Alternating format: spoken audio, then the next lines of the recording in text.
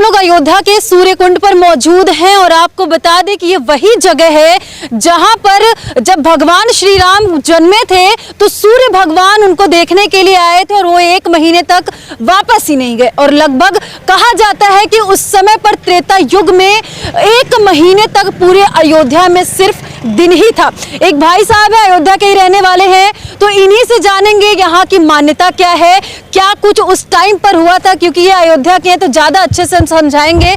क्या मान्यता है सूर्यकुंड की? सूर्यकुंड की मैडम ये महत्ता है कि जब त्रेता में राम जी का जन्म हुआ तो सूर्य भगवान 1 महीना रथ रोक करके यहाँ पे तपस्या किए और राम जी का दर्शन किए। तुलसीदास जी रामचरितमानस में लिखते हैं, मास दिवस कर दिवस भाव मरम न जाने कोय, रथ समेत रवि था क्यों निशा कवन विधि होए। तो 1 महीने तक दिन ही दिन था जब राम जी का जन्म हुआ। सूर्य भगवान दर्शन करने के लिए आए थे। सूर्य भगवान एक महीना तक राम जी का दर्शन किए और यहाँ सूर्यकुंड पे तपस्या किए। सूर्यकुंड है कहाँ, इसका भी एक इतिहास है। सूर्यकुंड दर्शन नगर में है। एक दर्शन नाम के राजा थे, उनको कुष्ठ रोग था। वो शिकार करते हुए आए तो उनको प्यास लगी, तो अपने सैनिक से बोले जाओ मेरे लिए जल की व्यवस्था करो। उनके सैनिक आए, इस सूर्यकुंड से जल लेकर के गए और राजा दर्शन नाम के राजा को दिए। दर्शन नाम के राजा ने उस जल से अपना हाथ मुंह धुला, उनका कुष्ठ रोग तुरंत सही हो गया। उसके बाद दर्शन नाम के राजा बोले मुझे उस सूर्यकुंड का दर्शन करना है। सैनिक उनको राजा को दर्शन नाम के राजा को सूर्यकुंड के पास लेकर के आए, जैसे गांव का पोखरा नहीं होता है ऐसे था।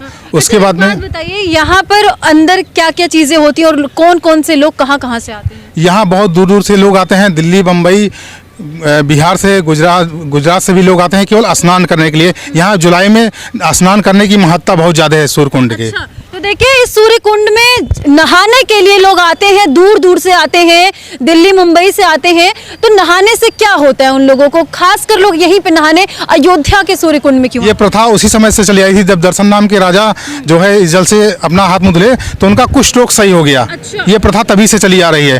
तो दर्शन नाम के राजा ने उस कुंड का खुदाई की, 14 सीढ़ी बनवाई, उनको काफ़ी सोना चांदी जवाहरात मिला और उसके बाद में उन्होंने इस सूर्यकुंड का निर्माण करवाया और इस नगर का निर्माण करवाया। तब से सूर्यकुंड का निर्माण कितने साल पहले लगभग हुआ होगा? त्रेता में हुआ था मैडम। अच्छा जी, वर्ष मुझे नहीं याद है, लेकिन त्रेता में हुआ था ये सब। तब से इस नगर का नाम उन्हीं दर्शन नाम के राजा पर इस नगर का नाम पड़ गया दर्शन नगर। अच्छा जी, तो देखिए अयोध्या के दर्शन नगर में है और आप देख सकते हैं कितना प्यारा ये सूर्यकुंड का गेट नजर आ रहा होगा।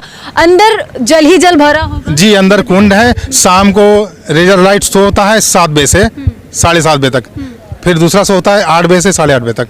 अच्छा जी। और कुछ खास मान्यताएं हैं जो दर्शकों को बताने? यहाँ सूर्य भगवान का मंदिर है और सूर्य कुंड है और शंकर भगवान का मंदिर है। जी, देखिए जो लोग सोचते हैं कि अयोध्या में क्या था, क्या है और क्या होने वाला है, तो राम मंदिर तो बन ही रहा है जो अब पूरे आधुनिक और पूरे अद्भुत तौर पे नजर आ रहा होगा और कहीं ना कहीं अयोध्या का विकास आपको साफ तौर पे नजर आ रहा होगा।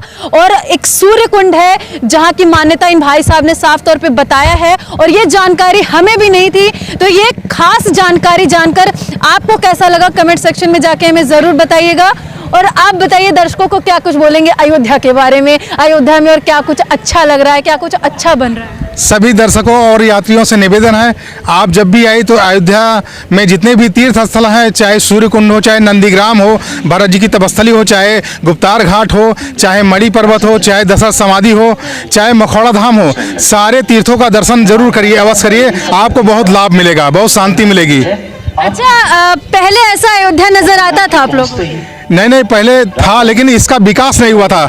जब से मोदी जी और योगी जी आए हैं तब से काफ़ी विकास हुआ है। आप सूर्यकुंड पे देख लिए कितना चमक रहा है। नहीं तो व्यवस्था यहाँ कुत्ता लौट रहा था, लेकिन यहाँ अभी साल भर के अंदर इतना बढ़िया व्यवस्था हो गया है कि यहाँ फीस भी लगने लगी है, क्योंकि सुरक्षा के लिए बहुत बढ़िया बन गया है निर्माण। अब यहाँ पे सुरक्षा भी 24 घंटा 24 घंटा सुरक्षा रहती है। यहाँ 3 शिफ्ट में ड्यूटी चलती है यहाँ पे।